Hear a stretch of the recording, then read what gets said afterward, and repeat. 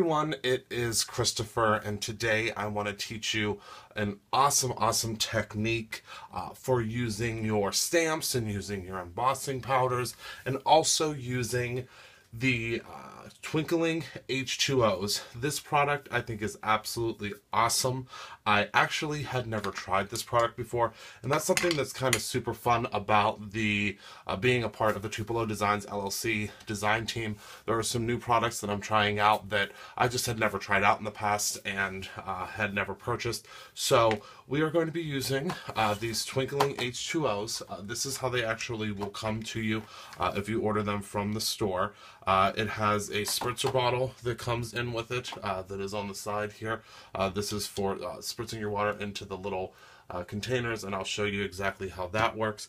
And then you're actually going to receive 12 colors with this set, and this set is called Romance. And obviously, as you can see, I have some of the sets out here already that I was kind of playing around with and looking at and seeing which colors that I wanted to use for this project. And I'm actually gonna just take all of them out because the sooner that I actually get them into a different container, the more that I will use them. I don't know if that is how things hold true for you as well, but the sooner that I get these products kind of into my own container or into something that I know that I will find them in, that's the more that I will use them. So this is the project, the projects that we'll be making today. We're actually not going to be making all three of these cards. I think we're going to do two of them because I want to do two different styles. But this is the first card, and as you can see, it just simply says hello on the card there, and I love this watercoloring here.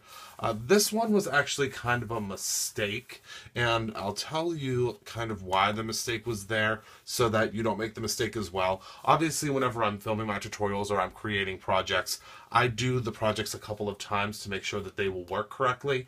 And this one, I actually used an embossing powder that was a clear embossing powder, which is odd because it worked very well for this one, but it did not for this one. And now, I don't know if it's because of the stamp.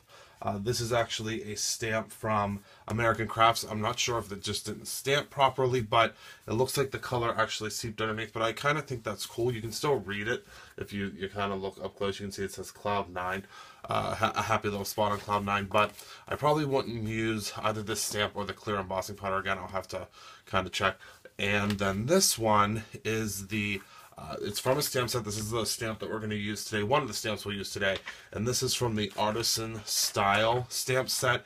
And this is from Graphic 45. And I really like these cling stamps. I know I talked about these previously in a video. I like these cling stamps just like I like the clear stamps because I really like the deep impressions and things like that on them. So this is from Graphic 45, and again, links to all of these products will be below. And this is the one that we'll make, and we'll start out with first. Now I want you to see, do you see that shimmer that's in that watercolor? Let's see if you can see it on this one as well. See the shimmer? I'm trying to look on the monitor and see if you can see that there's a lot of shimmer that we get with these watercolors, which is, I mean, it's super cool because it's not just your standard watercolor, and I really like that about these sets. So let's get started. We're going to do a different color combo on this one because I want to kind of try these out. I'm kind of trying these out as I go. I've used them obviously already, but I want to kind of see what kind of different looks we can get here. So let's try, I'm going to use, I think, let's try the Poppy, the Mango Mamba, Poppy, Mango Mamba, and the blue Zircon. We'll use these three colors. We'll try these together. And again, it's always an experiment. If it works, it works. If it doesn't, we can kind of just move the color around and see what else we can get from it. Now, what I want to tell you real quick with these Twinkling H2Os first is you do want to go ahead and take the caps off of them, obviously, because that's what you'll need to do to use them. And then you will want to spritz some water inside of them. And I actually do, I think I do like 4 or 5. We'll do 5 of these little spritzes of water. And what that's going to do is you want to let that sit for a moment, because that's going to actually get the colors kind of moving, the colors going, the colors kind of reconstituted within the pod here. And if you see that it's soaked up the water very quickly, just go ahead and give it a couple more spritzes.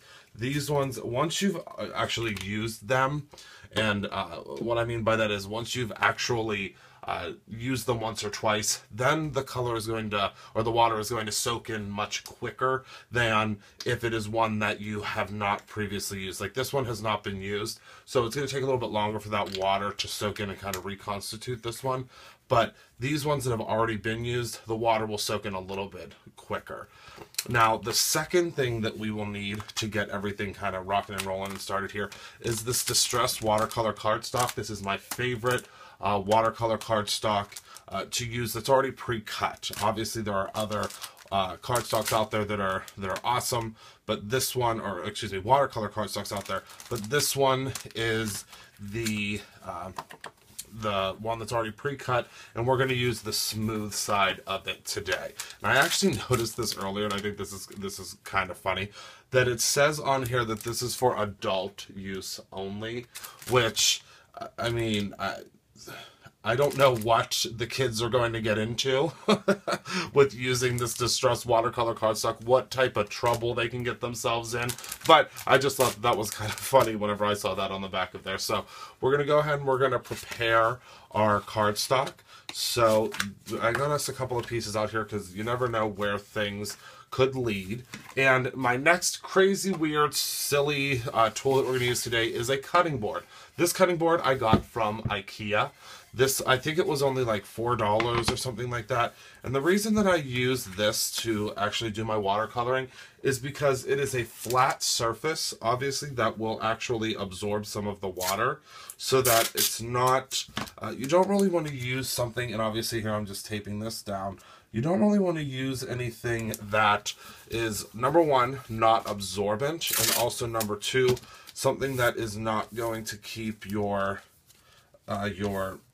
project flat here. And the reason for that is this paper, or any watercolor paper, is going to want to kind of move on you a little bit once you put the water on it, simply because water makes paper bow. So you want to get something that's going to hold everything down flat, and you also want to make sure that everything is kind of taped down here and that you have an even border all the way around. Now you can do one of two things. When you have this border on here, you can either go up to the border, or you can leave the border, you can not reach the border, and then it will give you a different look, and I can kind of show you how that works. So now everything is taped down here, and we want to grab ourselves a stamp. Now again, today I said that I'm going to use this stamp from the Artisan Style set from our friends at Graphic 45, and we want to just place this on our little block here. And I know I said in my last video I would never use this block again, but we're not using this for stamping black, so that's, I don't mind this stamp block whenever we're not doing black. We have two different types of Versamark here. The first Versamark is just your standard watercolor stamp pad. Mine is a little bit dirty, I have to clean it, but this is the standard Watermark stamp pad. And then our second one, the one I'm going to use today, is actually the Versamark Dazzle, and this is in Frost is the color. And this is actually, it's like a it's the regular Versamark, obviously, but it has a little shimmer in it. And I thought that this would work very well because we're using the Twinkling H2Os, and I'm sorry, it's very late when I'm recording this video, the Twinkling H2Os, and it would add a little bit of extra sparkle to it. So let's take our Dazzle stamp pad here, and and I'm going to just ink up our stamp here. And you can actually see once you ink this up, and I'm not sure if you're going to be able to see on the camera, probably not, but you can kind of see the sparkle that is, and I don't think my camera's going to adjust to that, but it's trying to look at that white, but you can, oh, there you go. You can see there's kind of a shimmer and sparkle on there. So we're just going to take this and we're going to place it in the center of our little page here, our little watercolor. And you can do this, I mean, you can put this anywhere you would like on the paper, and then we stamp, and then we pull off of there, and you'll be able, you again, probably, you won't be able to see that. The light has to catch it like just right for you to see it, and nope, you can't see it. So now we'll take our white embossing powder. The white embossing powder that I'm using today is the Wow embossing powder. I believe it's the Wow. It may be the Ranger. I don't mark them. I just know which ones that I really like, and I put them into these containers. There will be lots of, the only ones that I mark are going to be the ones that are like a specialty. For instance, my clear embossing powder has marking on it, as well as my my like fine detail ones and things like that. And a lot of people get really stressed out about marking their embossing powders. If I know that it works and I can see the color, that's all I need to know. I mean, it's, you can try to, you know, mark everything and be very, very particular and stuff like that. But for me, I know what the color is. I know that it works, so it stays on my table. Easy. It's so simple. I don't want to have 17 different labels and color swatches and all of this stuff. I just need the color that works for me. Okay, so now we can take a look at this, and we want to make sure that there isn't any embossing powder around the outside here, because again, like our previous technique with the foil, that is, everything is going to stick to it. So now we're just going to go ahead and heat set it. Remember to make sure that your heat gun gets warm before you place it to the paper.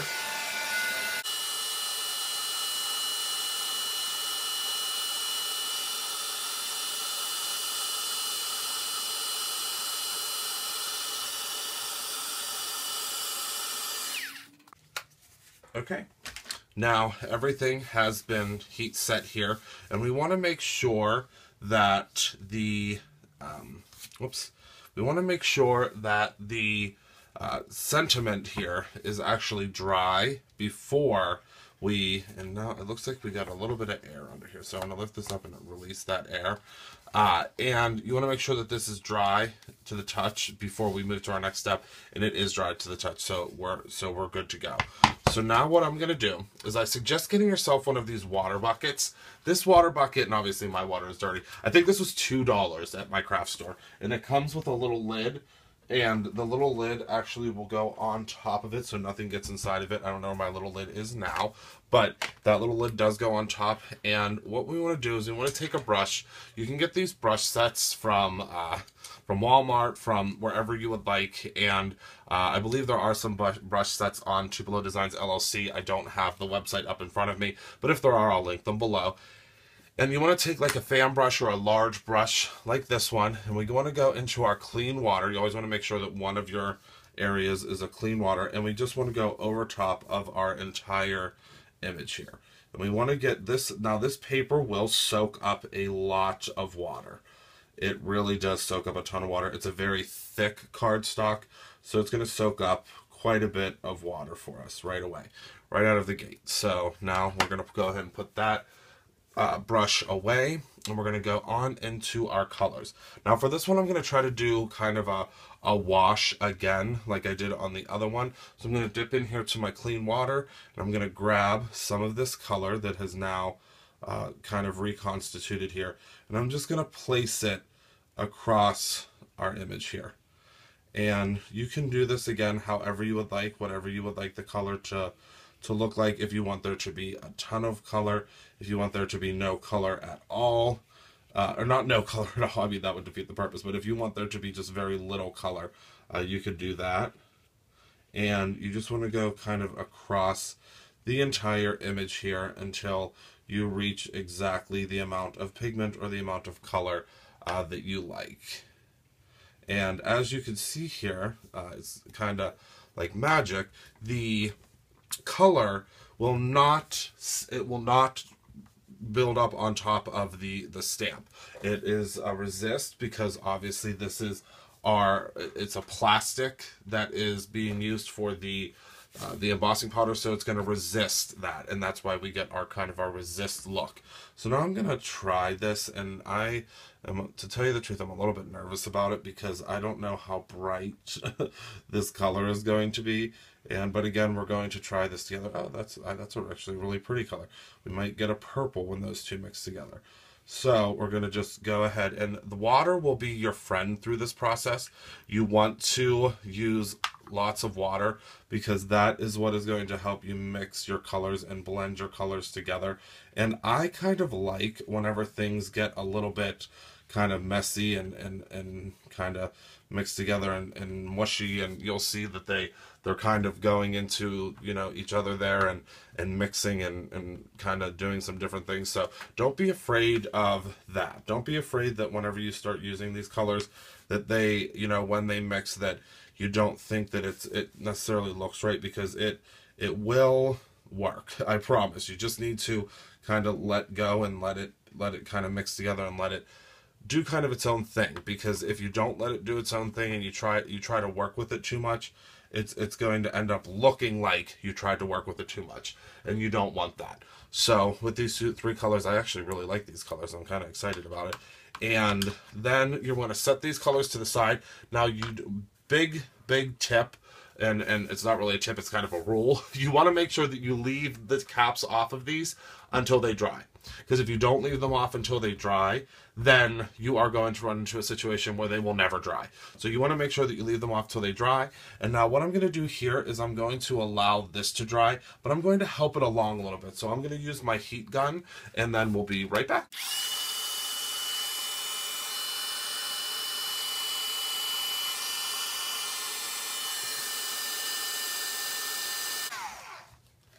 Okay, and we are now pretty much completely dry, so we can go ahead and we can take our tape off of here. Whoops.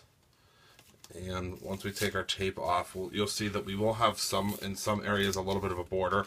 I kind of like that. If you don't like that, obviously you are able to just not allow your paint to go up to that border. But here's our first finished background. You can see there are still a couple of wet spots, but you can really see that shimmer on there. And I really kind of like the way that this drip happened here.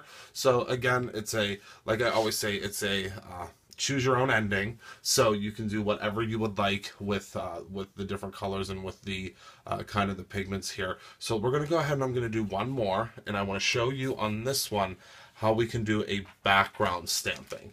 So let's go ahead and grab the background stamp. And, oh, this isn't the background stamp. Okay. Let's grab our background stamp. And this one is actually a Recollections background stamp. I'm super excited about this because I've never used this one yet. I got it at Valentine's Day, and I thought it was so cool, and I've never used it. So let's go ahead and we'll put our paper back down on here. And I lost my tape. Up here it is. So we'll put our tape down, and we want to make sure that we get a very, very small border with this one, because this stamp is going to pretty much fill up the entire background. So we want to make sure that it really does kind of only cover up a small portion of this border, so that we can get the most out of this background.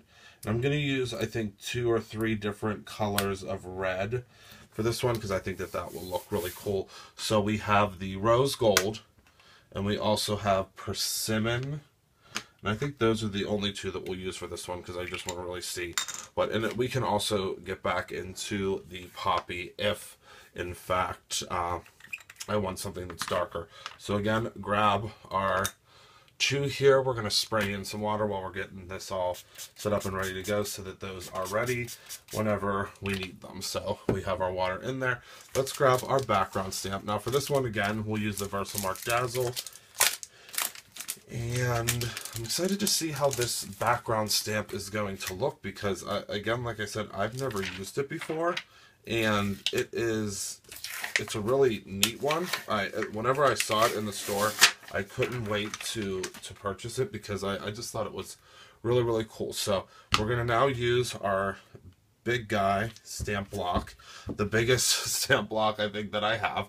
And again, like I've said in the past, you want to make sure that your stamp block fits your stamp. Do not try, and I've seen so many people in videos they'll try to use this giant stamp block with this tiny little stamp.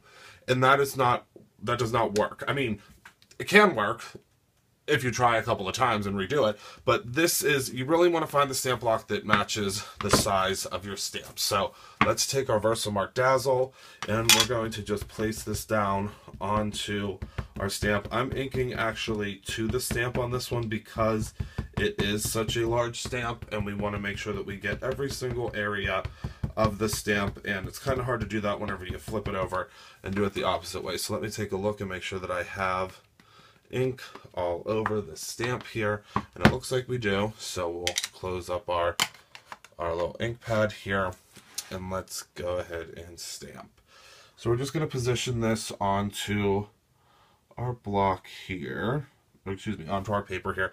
We're really going to push down because this is a large surface area stamp, and we want to make sure that we get all of those impressions. Again, luckily, this is a wood block, so if we don't get all of the impressions, it's going to look like it's on purpose. So it's nice when you get a happy accident that looks like it's on purpose, but it's not.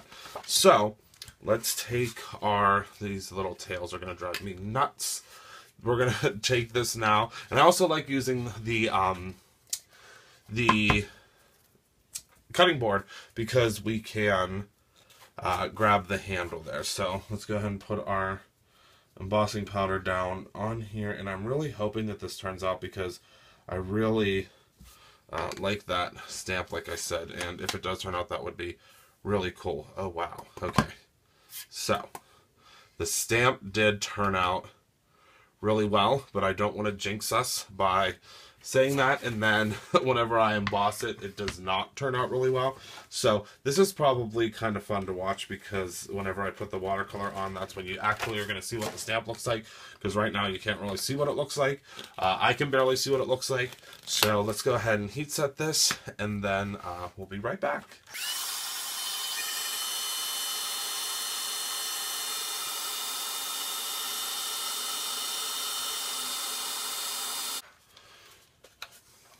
Okay, that one took a lot longer to heat set than normal, I think because it is such a large stamp. I just want to make sure that I got all of the areas here, and it looks like we did. And I also want to fix this tape because, again, sometimes if you have to be in an area for a little bit longer, the tape will pull up a little bit. And that's just simply because of the heat. And you can do this technique, obviously, before you actually tape it down. It's completely up to you. So now, again, this is already set. So let's take our water.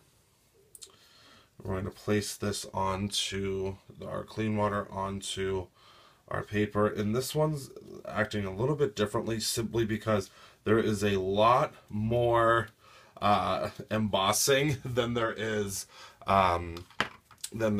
area for the watercolor paper. So let's go ahead and take one of our colors here.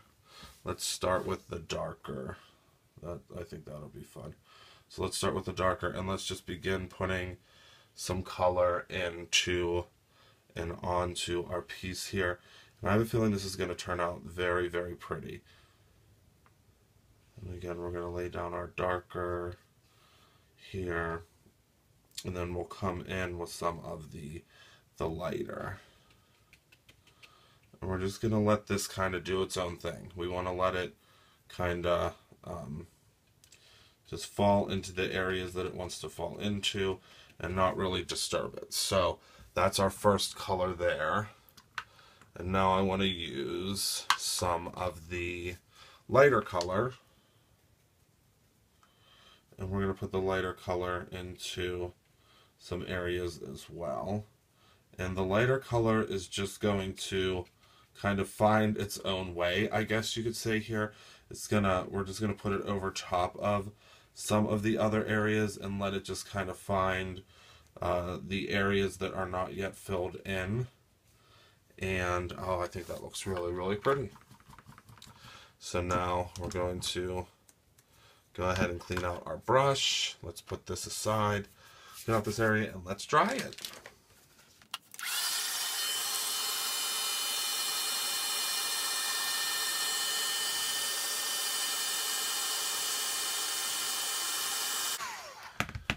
Now I wanted to show you real quick, a quick tip, in between drying. If you do have some areas where you're seeing a lot of extra color, you can come in with a little like, this is actually a dried up baby wipe, but you can use a paper towel and bring that in, and then make sure that you get some of those areas out, and then continue drying.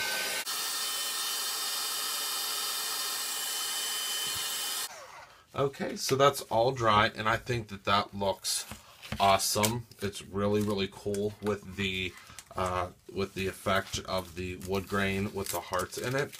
So I think that that's, I just think that that's really, really cool, and that will look really awesome on a card, and you can put like a sentiment on top of it.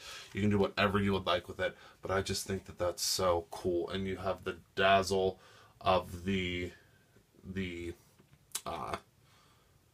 embossing, as well as the dazzle of the watercolor. So all you would do, you know how to kind of put a card together. So I'm just going to show you what I have for my card bases here.